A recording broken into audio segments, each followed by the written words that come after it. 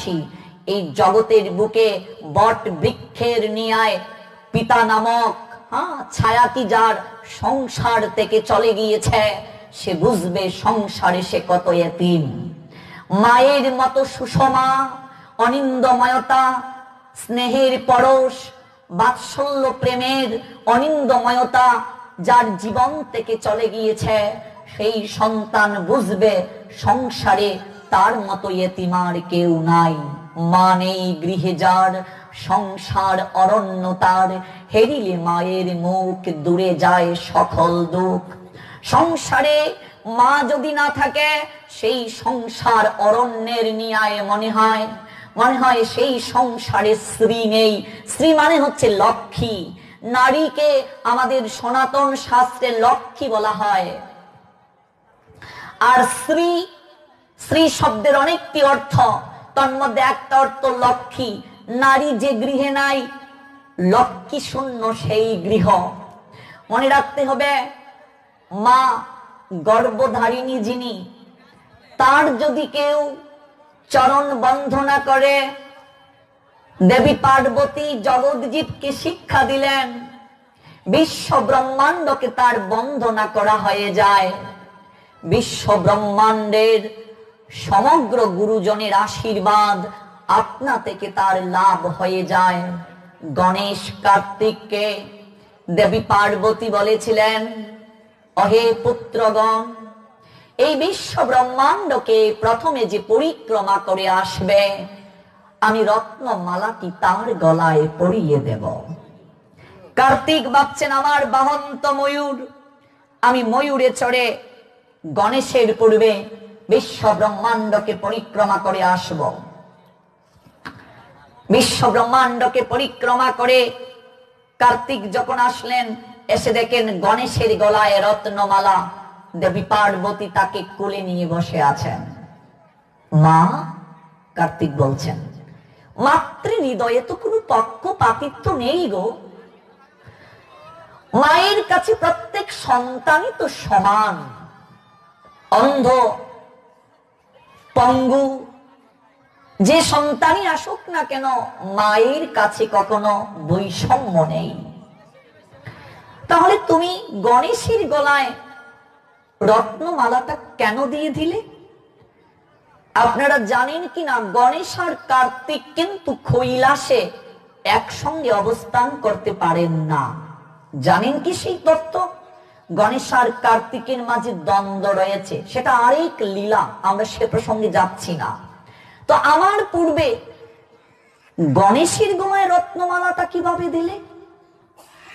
দেবী পার্বতী বলছে, শোনো পুত্র কার্তিক, আমার নৈকট্যে তোমরা দুজনই সমান, কোনো পক্ষপাতিত্ব নেই। শুধু আমার কেন, এই জগতের কোন মায়ের কাছে কোন সন্তানের পক্ষপাতিত্ব নেই। তথাপি সন্তানেরা স্বার্থের জন্য মায়ের হৃদয়কে উপলব্ধি না করে অনেক সন্তানেরা বলে, তুমি আমার চেয়ে তোমার এই ছেলেটাকে বেশি ভালোবাসো। ঠিক বলছি তো? এটা দেবী পার্বতী বলছেন।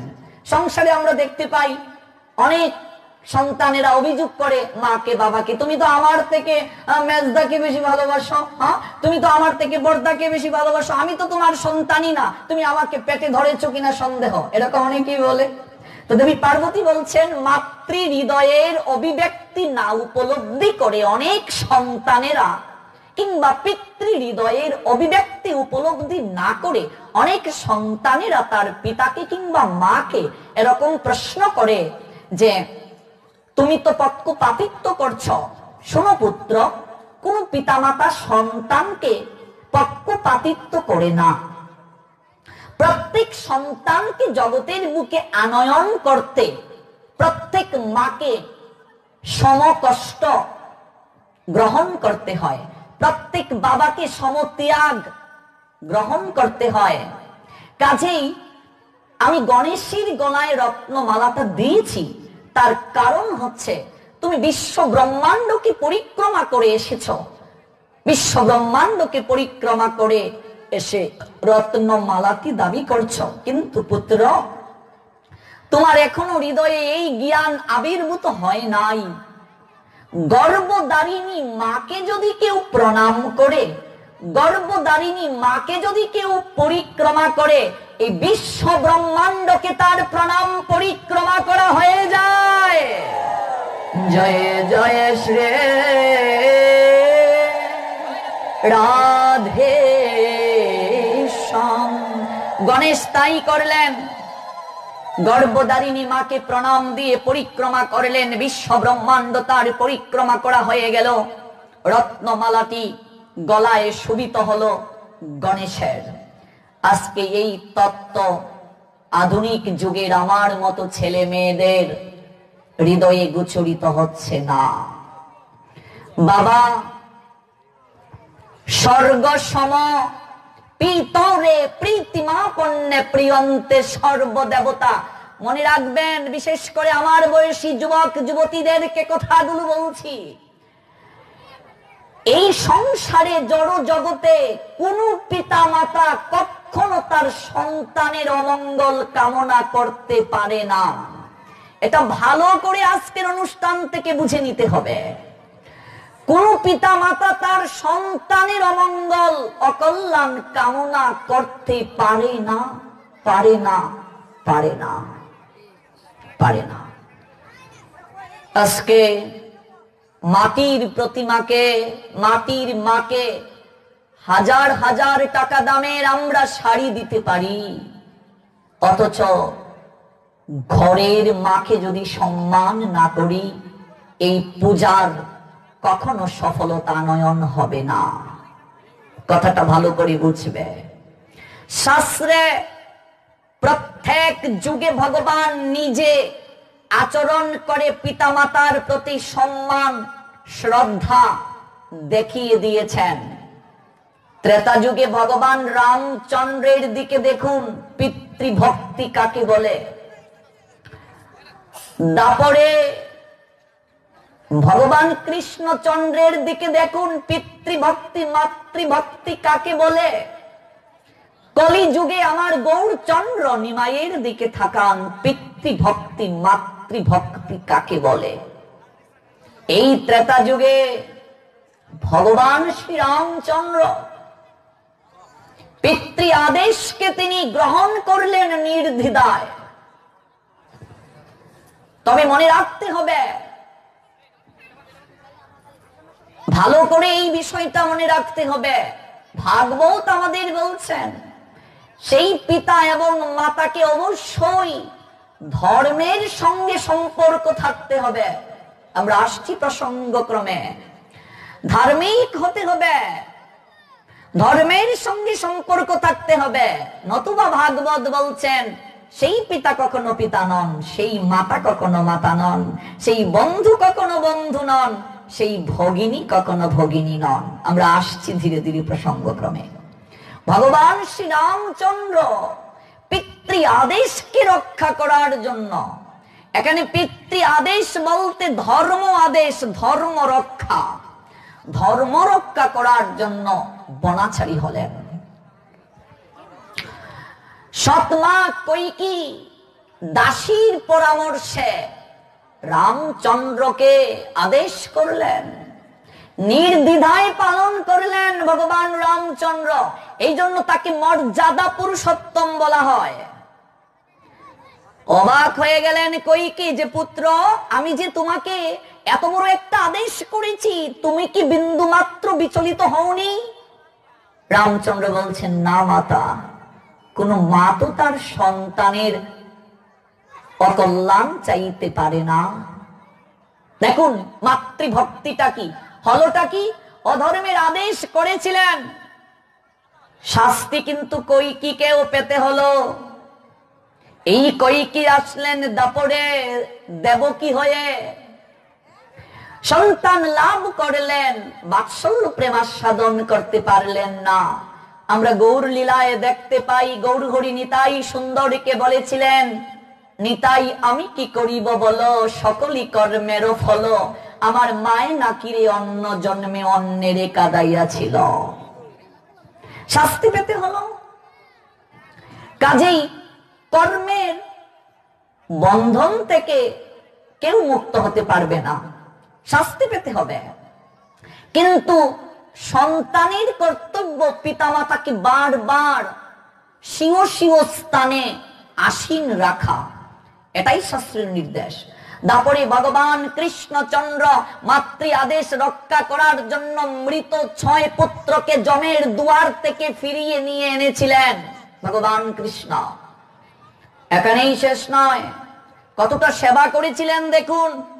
নন্দ মহারাজের গাবি দোহন করছেন নন্দ মহারাজ, গোপাল গিয়ে বলছে, বাবা বলাই দাদা বড় বলে তাকে তুমি একটা কাজ দিয়েছো, আমি ছোট বলে আমাকে একটা কাজ দিতে পারো না? ছোট কাজ দাও। হেরে গোপাল তুই কি কাজ করবি রে? তো বলাই দাদা দুধের ভাণ্ড নিচ্ছে, আমি ছোট, আমাকে তো একটা ছোট কাজ দিতে পারো। সেবা দেখুন, ভগবান নিজে আচরণ করে সেবা করছেন। এবার নন্দ মহারাজ এসে বলছেন, তাহলে কি আর কাজ করবি গোপাল? ওই গোবরের মাঝে আমার পাদুকা জুতাগুলো লেপটে গিয়েছে, যা জুতাগুলো ধুয়ে নিয়ে আয়। চিন্তা করা যায়? আমরা যার চরণ ধুলি পর্যন্ত পাই না, আর সেই ভগবান কৃষ্ণকে আদেশ করলেন, নন্দ মহারাজ আমার জুতাগুলো ধুয়ে নিয়ে আয়, গোবরে লেপটে গেছে। ভগবান শিক্ষা দিচ্ছেন পিতা মাতার সেবা। গোবর থেকে পাদুকাগুলোকে এনে ভালো করে ধুয়ে একটা বগলের নিচে আরেকটা মাথার মাঝে, ভালো করে হাঁটতে পারে না গোপাল। বাবা, ও বাবা, এই তোমার পাদুকা, ওই নাও, নিয়ে এসেছি। দেখুন সেবা কি। নন্দ মহারাজের সেবা গোপাল কিভাবে করেছেন।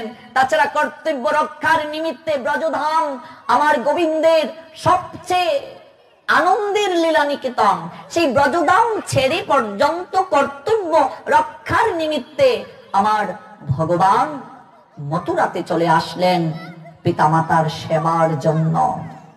সেবা, এখানেও আমরা সেবা দেখতে পাই। কৃষ্ণের বিভিন্ন লীলাতে আমরা দেখতে পাই পিতামাতার প্রতি কতটুকু সেবা পরায়ণে স্বভাব ছিল। তাছাড়া আমরা দেখতে পাই মথুরাতে যখন রাজ সিংহাসন পরিচালনা করেছেন ভগবান, তখনও কিন্তু নন্দ মহারানী নন্দ পিতার কথা স্মরণ করে অশ্রু বিসর্জন করেছেন। একদিন ভগবান রাজ সিংহাসনে বসে আছেন, হঠাৎ দেবকী যখন একটু ননি কৃষ্ণের জন্য দিলেন, ভগবান কৃষ্ণ এই ননি দেখে হাউমাউ করে কেঁদে উঠলেন। কারণ বৃন্দাবন থেকে আসার পর কৃষ্ণ সহজে ননি গ্রহণ করেন না। আজকে একটু ননি দেখে যশোমতী মায়ের কথা মনে হয়ে গেল, অজুর দ্বারায় ক্রন্দন করছেন তিনি। একেবারে হৃদয়ে তার গুমড়ে গুমড়ে কেঁদে উঠল, আহারে, না জানি আমার যশোমতী মা কেমন আছেন। উদ্ধবকে পাঠিয়েছিলেন মা বাবাকে সংবাদ দিতে। ব্রজগোপীরা একটা চমৎকার কথা বলেছেন, বিশেষ করে ভক্তদেরকে আমাদের এই কথাটা মনে রাখতে হবে।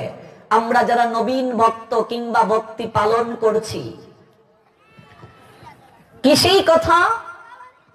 ব্রজগোপীরা উদ্ধবকে দেখে বলছেন, এই গরু চড়ানোর মাঠে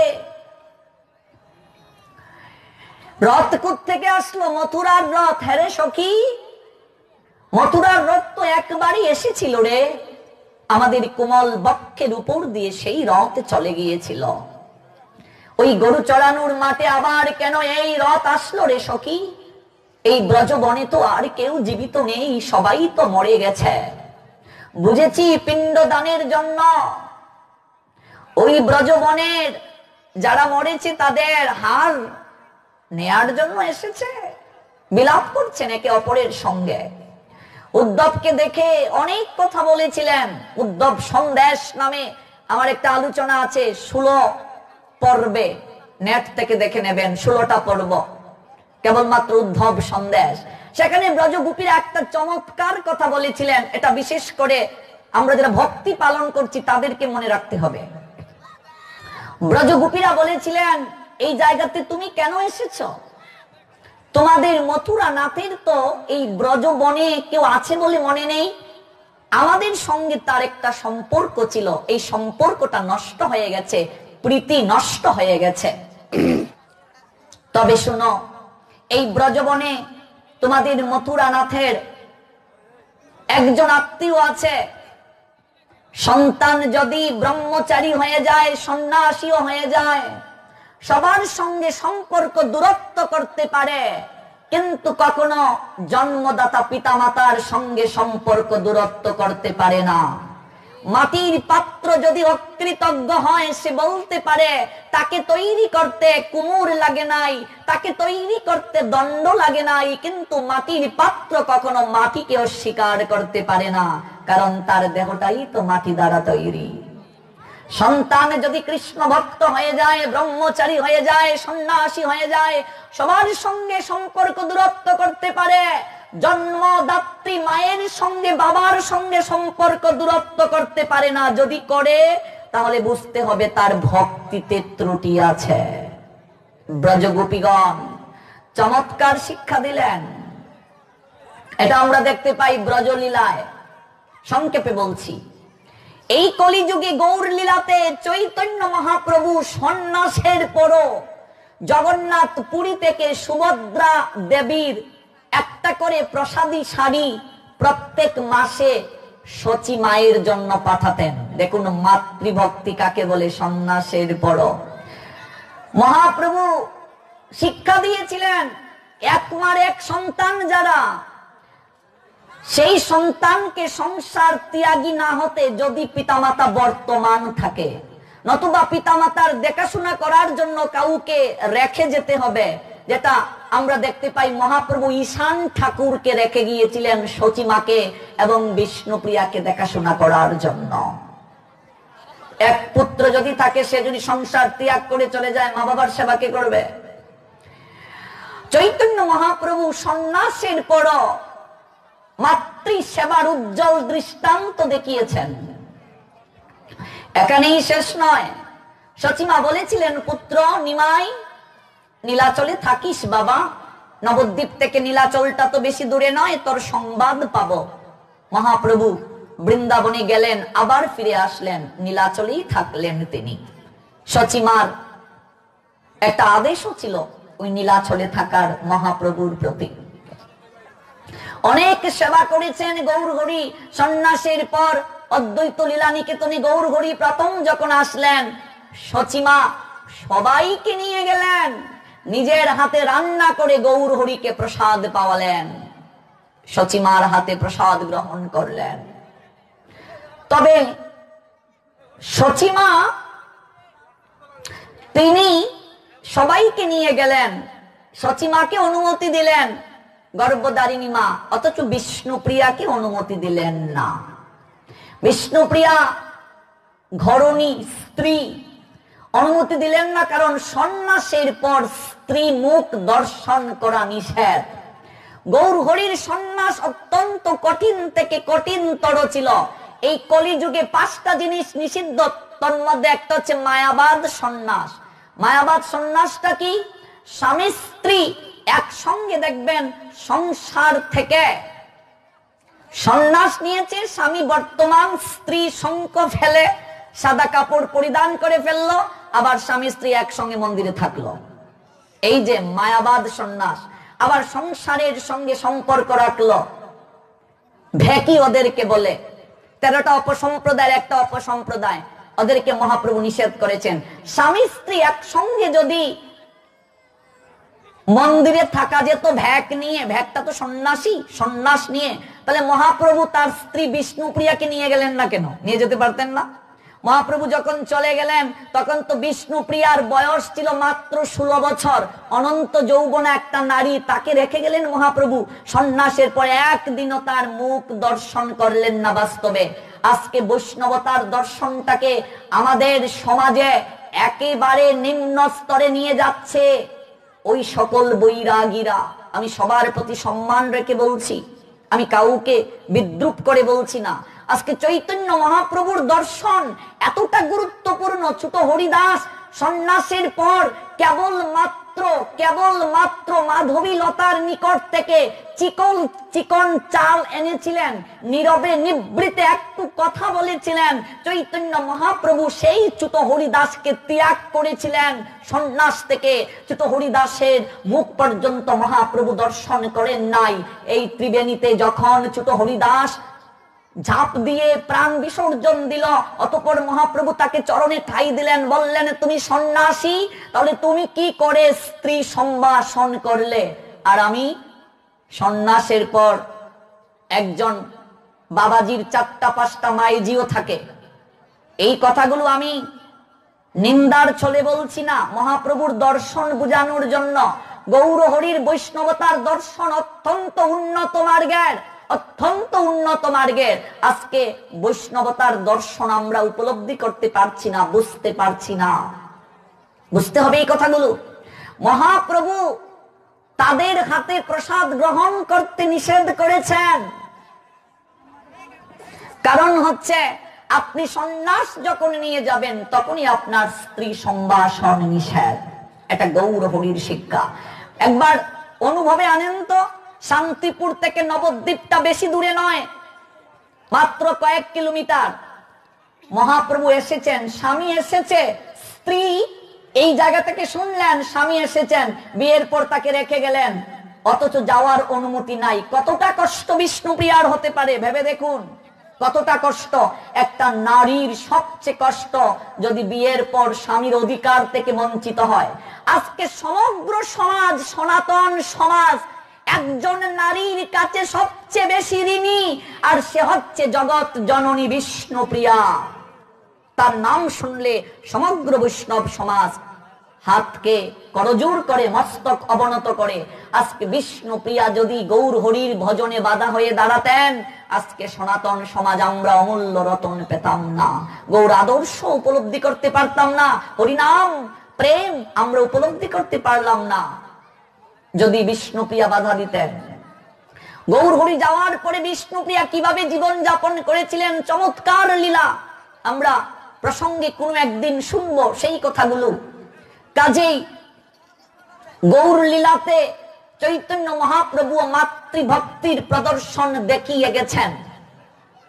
তবে এই যে মায়ের স্থান এতটা ঊর্ধ্বে, বাবার স্থান এতটা ঊর্ধ্বে, প্রত্যেক সন্তানের কর্তব্য মা বাবাকে দেখাশোনা করা, তার সেবা করা। এবার জানতে হবে ভাগবত থেকে মা বাবার দায়িত্ব কি, মা বাবার কি কর্তব্য। সন্তানের কর্তব্য আমরা জানলাম, প্রত্যেক সন্তানের কর্তব্য হচ্ছে মা বাবার দেখাশোনা করা, মা বাবার সেবা করা। আজকে অধিকাংশ আধুনিক ছেলেপিলেরা পিতামাতার সঙ্গে সম্পর্ক ভালো করে রাখছে না, আজকে পিতামাতার প্রতি সম্মান প্রদর্শন করছে না। আপনি অবাক হয়ে যাবেন, আপনি একটু ভারতের বৃদ্ধাশ্রম, এই বৃদ্ধাশ্রম থেকে একটা রিপোর্ট বের হয়, একটু পরে দেখবেন গুগল সার্চ করে। এই বৃদ্ধাশ্রমে যতজন বৃদ্ধ বৃদ্ধা পিতামাতা থাকেন, একটা সমীক্ষায় দেখা গিয়েছে বৃদ্ধাশ্রমের অধিকাংশ পিতামাতার সন্তান উচ্চ শিক্ষিত এবং ফার্স্ট ক্লাস গ্রাজুয়েশনধারী চাকরিজীবী। মনে রাখবেন, মূর্খ সন্তানের পিতামাতা খুব কমই বৃদ্ধাশ্রমে আছে। সন্তানকে ছোটবেলা থেকে এত লেখাপড়া শিখালেন। প্রত্যেক পিতামাতার হৃদয়ে মাঝে একটা সংকল্প থাকে, আমার সন্তানকে ডাক্তার বানাবো, আমার সন্তানকে ইঞ্জিনিয়ার বানাবো। নিশ্চয়ই সেই ধারণা, সেই বাসনা, সেই স্বপ্ন, এটা অমূলক নয়, এটা প্রত্যেক পিতামাতা দেখবেন, দেখাটাও স্বাভাবিক। সন্তানকে উচ্চ শিক্ষিত করা, সন্তানকে মানুষের মতো মানুষ করা স্বাভাবিক। কিন্তু মানুষ কাকে বলে, মানুষ কি করে হতে হয়? মনুসংহিতা বলছেন মানুষ হতে গেলে কি কি যোগ্যতা থাকতে হবে। আমরা এই কথাগুলো শুনবো। আজকে প্রথম দিন আমরা পিতামাতার কর্তব্য সন্তানের প্রতি, সন্তানের কর্তব্য পিতামাতার প্রতি, এবং আমরা পিতামাতার চরণে পুষ্পাঞ্জলি ভাগবতের আলোকে, গীতার আলোকে, চৈতন্য চরিতামৃতের আলোকে শুনবো। সেই ভারতের বৃদ্ধাশ্রম ঘুরে এসে একটা প্রতিবেদন বের হয়েছে, সেখানে একটা চিঠি পাওয়া গিয়েছে। আপনারা যদি গুগল সার্চ করেন দেখবেন এক বৃদ্ধা মা সন্তানের কাছে চিঠি লিখেছে, পুত্র পুত্র আমার, আর কদিন বাঁচব রে, তোকে আমি শেষবারের মতো একটু দেখতে চাই, যদি একবার আসিস। এতদিন পর মায়ের চিঠি পেয়ে পুত্র গিয়েছে বৃদ্ধাশ্রমে। মা, এতদিন পর খবর নিলে? পুত্র, আমি যে ঘরটাতে থাকি প্রচুর গরম বাবা, একটা ফ্যানের যদি ব্যবস্থা করে দিতে। ভালো করে বুঝুন, যারা স্বেচ্ছাসেবক আছেন, কথা যেন না হয় এইভাবে ছোট্ট বাচ্চাদেরকে সামলিয়ে রাখুন, কারণ কথা যদি বলা হয়, আন কথা যদি হয়, রস আস্বাদনে ব্যাঘাত হয়। তাই যারা কমিটির দায়িত্বে আছেন, পরিবেশটা যেন শান্ত থাকে সেইভাবে সচেষ্ট হতে হবে। প্রচুর ভক্তবৃন্দের সমাগম হয়েছে, আমরা কায় মনোবাক্যে শুনবো কথাগুলো। কায় মনোবাক্যে শুনলে আমাদের হৃদয়ে পরিবর্তন হয়ে যাবে। মা, এতদিন পর ফ্যানের কথা কেন বললে? পুত্র, ঘরটাতে প্রচুর গরম, একটা ফ্যানের কথা বলছি কারণ আমি আর কদিন বাঁচবো রে বাবা। আমি এই ফ্যান ব্যতীত ঘরটাতে থেকে অনুভব করলাম, ফ্যান ব্যতীত এই ঘরে থাকা সম্ভব নয়, খুবই কষ্ট হয়। পুত্র, আমি যদি মরে যাই, ভাগ্য যদি কোনোদিন তোকে এই ঘরটাতে নিয়ে আসে, তুই তো ফ্যান ছাড়া থাকতে পারবে না বাবা। তাই আগ থেকে ফ্যানটা আনিয়ে আমি ব্যবস্থা করে যাচ্ছি। একে মা বলে দেখো। কারণ ছোটবেলায় তুই গরম সহ্য করতে পারতি না, আমি তোকে আঁচল দ্বারাও বাতাস করেছি, পাখা দ্বারা বাতাস করেছি, আমি তো জানি পুত্র তুই ফ্যান ছাড়া থাকতে পারিস না। ভাগ্য যদি কোনোদিন তোকে এই ঘরটাতে নিয়ে আসে, আমি মা হয়ে মরেও শান্তি পাবো না, তুই এই ঘরটাতে এসে যদি গরমে কষ্ট পাস। একে মা বলে। নিজে কষ্ট করলেও সন্তানকে কষ্ট দিতে চায় না। আজকে যুব সমাজ বিশেষ করে এই শিক্ষা থেকে অনেকটা দূরে চলে গিয়েছে। কিচ্ছু লাভ হবে না গীতা ভাগবত শুনে যদি আমরা ওই শিক্ষাটা গ্রহণ করতে না পারি। এই পূজা পার্বণ করে কিচ্ছুটি লাভ হবে না যদি এই শিক্ষাটা গ্রহণ না করি। আমি প্রায় অনুষ্ঠানে এই গল্পটা বলি যে টুকাই ডাস্টবিন পরিষ্কার করতে গিয়েছে, গিয়ে দেখে একটা বস্তার মাঝে কতগুলো ফুকর আঙ্গুল এইভাবে নড়ছে। বস্তার বাদনটা খুলে দেখে একটা বৃদ্ধা মা বস্তার ভিতরে।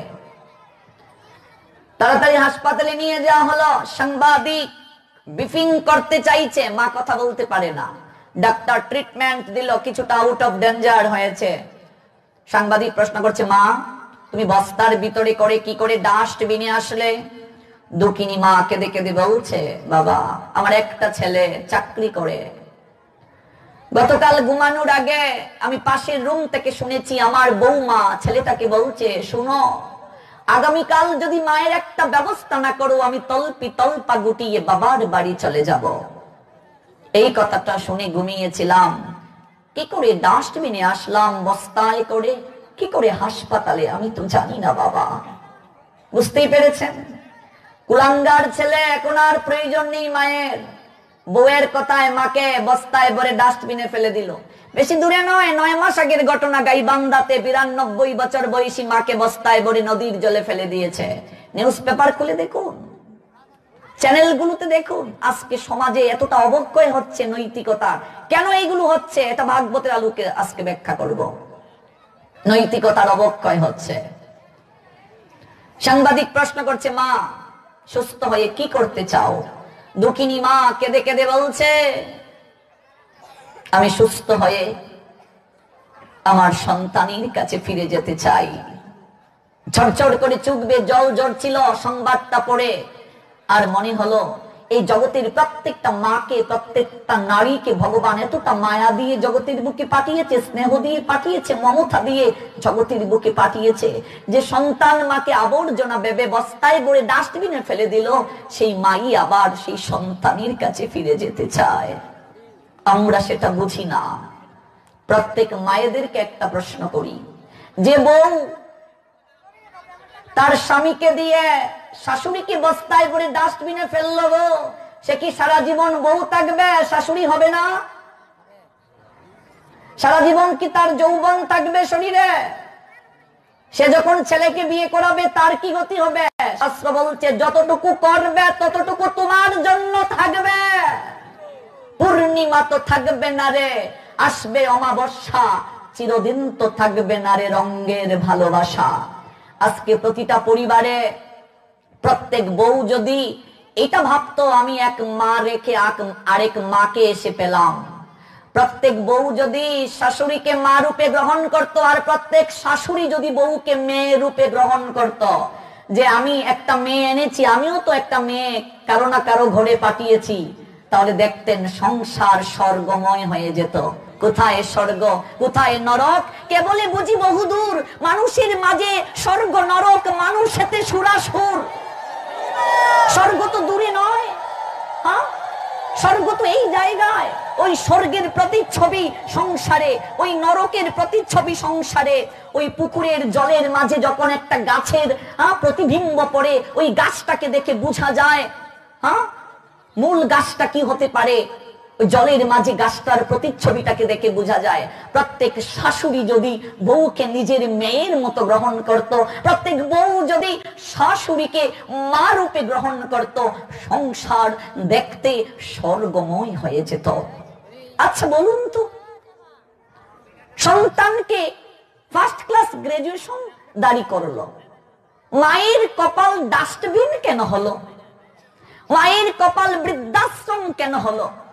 কখনো কি অনুভব করছি, কখনো কি ভেবেছি নীরবে নিবৃতে সন্তানকে মানুষ করতে চাই, অথচ বৃদ্ধ বয়সে আমাদের এত যন্ত্রণা কেন? আমার মা আদর্শ মা। আমার মা বলেন, তুই যদি একমাত্র আমার ছেলে না হতে, আমি আমার বাপ মার একমাত্র ছেলে, তুই যদি আমার এক ছেলে না হতে, কবেই বলতাম জগতের জন্য তুই ত্যাগী হয়ে চলে যা। তথাপি আমার মা বলেন, যদি কেউ কলে কথা বলেন তাহলে জানবেন, একদিন মাকে নিয়েও ফেসবুক লাইভে এসেছিলাম। আমার মা বলেন, তুমি যেদিন সংসারে জগতে প্রত্যেকটা মায়ের সন্তান হতে পারবে, বুঝবো তোমাকে গর্বে রাখা আমার সার্থক। আজকে সমাজে এই রকম মায়ের অভাব, আজকে সমাজে এই রকম বাবার অভাব। সন্তানকে ধর্ম পালনে মা বাবা সহায়তা করে না, যেটা আমার মা বাবা করেছেন, এখনো করেন তারা ধর্ম পালনে সহায়তা করেন আমার মা বাবা। যে কথাটা বলছি, আচ্ছা বলুন তো, সংসারে ছোট্টবেলা থেকেই আমরা পিতামাতারা স্বপ্ন দেখি ডাক্তার বানাবো সন্তানকে, ইঞ্জিনিয়ার বানাবো। হ্যাঁ, বৃদ্ধাশ্রম ঘুরে এসেও দেখি প্রত্যেক বৃদ্ধ বৃদ্ধা যারা বৃদ্ধাশ্রমে আছেন, তাদের প্রত্যেকেরই সন্তান উচ্চ শিক্ষিত। এতটা কষ্ট করে বাবা নীলকণ্ঠ হয়ে সংসারে নিজের সুখ আহ্লাদকে ত্যাগ করে সন্তানকে ডাক্তার বানালেন, মা নিজে কষ্ট করে সন্তানকে মানুষ করলেন। তাহলে আপনার কপালে ডাস্টবিন কেন জুটল? আপনার কপালে বৃদ্ধাশ্রম কেন জুটল? ভেবেছেন কখনো? এই উত্তর যদি আপনি না পান, এই উত্তর ভাগবত আমাদেরকে দিয়েছেন, কারণ সন্তানকে প্রাতিষ্ঠানিক শিক্ষা দিয়েছেন কিন্তু নৈতিকতার শিক্ষা প্রদান করেন নাই। Institutional education is most important and impartial, but religious education is part and parcel. No existence, no fables, that is only universal to that topic, institution, education and religious education. আপনি ছোটবেলা থেকেই ভেবেছেন সন্তানকে ডাক্তার ইঞ্জিনিয়ার বানাবেন। কজন মা বাবা এরকম ভেবেছেন আমার সন্তানকে ডাক্তার ইঞ্জিনিয়ার করার পাশাপাশি ভক্ত তৈরি করব? কজন মা বাবা ভেবেছেন? আজকে আমি চ্যালেঞ্জ করে বলতে পারি, যে সন্তান ধর্মের অনুশাসনে চলে, সেই সন্তান ভিক্ষা করে খাবে, মা বাপকে কখনো ডাস্টবিনে ফেলবে না, বৃদ্ধাশ্রমে পাঠাবে না। কারণ সেই সন্তান উপলব্ধি করতে পেরেছে মায়ের পায়ের নিচে স্বর্গ। সেই সন্তান উপলব্ধি করতে পেরেছে মা স্বর্গের চেয়ে পবিত্র। সেই সন্তান উপলব্ধি করতে পেরেছে বাবা স্বর্গ সম। সেই সন্তান উপলব্ধি করতে পেরেছে প্রীতৌরে প্রীতিমাপন্নে প্রিয়ন্তে সর্বদেবতা। বাবাকে যদি সন্তুষ্ট করা যায় সমস্ত দেবতারা সন্তুষ্ট হয়। এই জন্য সন্তানকে প্রাতিষ্ঠানিক শিক্ষার পাশাপাশি পারমার্থিক শিক্ষাও দিতে হবে, ধর্মীয় শিক্ষাও দিতে হবে। এটা আমাদের সমাজে বড় অভাব, যেটা ধার্মিক মুসলমানেরা করে থাকেন। ঘুম থেকে উঠার পর উনারা তাদের বাচ্চাদেরকে মাদ্রাসায় মক্তবে পাঠান ধর্মীয় শিক্ষা গ্রহণ করার জন্য। ছোট্টবেলায় যখন বাচ্চা ছোট, বাবা আঙ্গুলে করে নিয়ে যান মসজিদে, বাবা নামাজ পড়ে, সন্তান দাঁড়িয়ে দাঁড়িয়ে দেখে। এটাকে অভ্যাস যুগ বলছে আমাদের শ্রীমদ ভগবত গীতায়। 5 ওয়াক্ত নামাজ নিষ্ঠা সহকারে সাচ্চা মুসলমান পালন করে। কখনো সাচ্চা মুসলমান নামাজকে বাদ দেয় না, রোজাকে বাদ দেয় না। আমি আমার সন্তানকে কখনো কি বলি ঘুম থেকে উঠে ঠাকুরকে প্রণাম দে? আমি কি আমার সন্তানকে কখনো বলি ঘুম থেকে উঠার পর বাবা প্রথম উচিত বাথরুম টয়লেটে যাওয়ার পূর্বে ভগবানকে প্রণাম দেওয়া, ঠাকুরকে প্রণাম দেওয়া, তারপর শৌচকার্যে যাওয়া?